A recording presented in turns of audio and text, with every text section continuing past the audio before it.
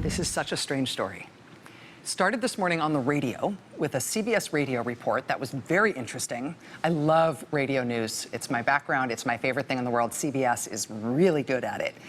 And this was a very unusual thing for them. They ran this very provocative, very interesting report that also made no sense. Listen to this. Tell me if this makes any sense to you. The State Department spokesperson says some U.S. government personnel in Havana on official duty have reported incidents that have caused a variety of physical symptoms. The department hasn't made clear what those incidents have been and what those symptoms are, but it did take action against Cuba. On May 23rd, the U.S. asked 2 Cuban officials in the U.S. to leave the country. The spokesperson also says it reminded the Cuban government of its obligations under the Vienna Convention to protect diplomats. An investigation is underway. Protect the diplomats from what? But that was the full report? Non-described incidents happened to our American diplomats in Cuba. Those incidents caused the diplomats to develop symptoms that cannot be described. Conventions. Like, what? A thing happened at a time, at a place, bad. Got it? We're not explaining further. And this report just kind of hung out there for a few hours. Wire services eventually picked it up. Nobody was able to add anything to that original radio report. So then, that same CBS radio reporter showed up at the State Department briefing today, clearly frustrated, right? Hoping to get some more actual information, some flesh to hang on those bones as to what the heck those incidents were, what those symptoms were that befell our U.S. diplomats, and how big a deal is this? So they asked today at the State Department, and then it got even weirder. And we've got that next. Stay with us. See if you can figure this out. What on God's green earth is the government refusing to explain here? See if you can figure it out. Can you tell us about the incidents that have been going on in Havana affecting U.S. government workers there? Yes. So we are certainly aware of what has happened there. Give me 1 second here. And that's why we got a little bit of a late start getting some recent updates for you on this. Excellent. The State Department is certainly aware of whatever happened in Cuba. They have recent updates. They have been working on it. They have been preparing to tell us more. I'm not going to be able to give you a ton of information about this today, but I'll tell you what we do have that we can provide so far. We don't have any definitive answers about the source or the cause of what we consider to be incidents. If the U.S. doesn't have a definitive answer on the cause or source of the incidents, why did it ask those 2 Cuban embassy officials to depart the U.S.? Look, some of our people have had the option of leaving Cuba as a result for medical reasons. And how many?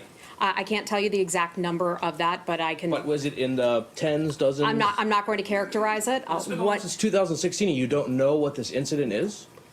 What this requires is providing medical examinations to these people. Initially, when they started reporting what I will just call symptoms, it took time to figure out what it was, and this is still ongoing. We take this very seriously. Look. What is this?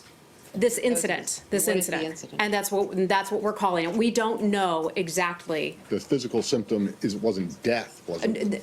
No, it was not. It was not life-threatening. Not life-threatening, and I'll leave it at that. Anything else on Cuba?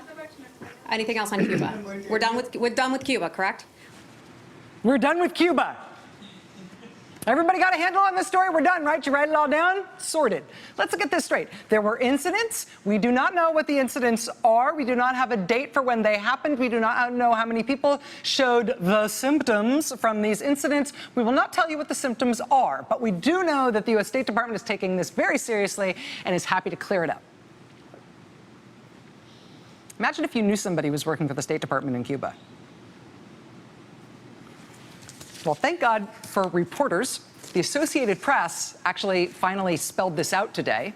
Long after the State Department blew all that weird smoke, the AP got a source to describe those mysterious symptoms and what this is all about. It was a single source giving this to the AP. Quote, investigators are looking into whether elements of the Cuban government placed sonic devices that produce non-audible sound inside or outside the residences of roughly 5 U.S. embassy staffers with the intent of deafening them.